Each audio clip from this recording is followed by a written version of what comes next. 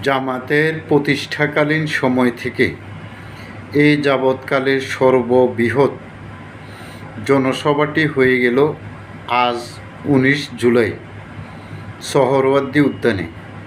এখানে অনেক দলের মতের পথের নেতাদেরকে দাওয়াত দিলেও বিএনপিকে দাওয়াত দেওয়া হয়নি।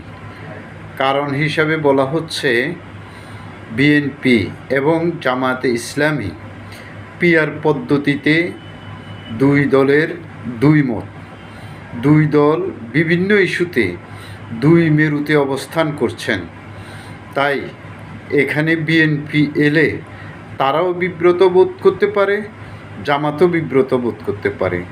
তাহলে জামাত বিএনপির দীর্ঘদিনের মৈত্রীর বন্ধন ছিন্ন হয়ে গেল, বিরোধ প্রকাশ্যে এলো।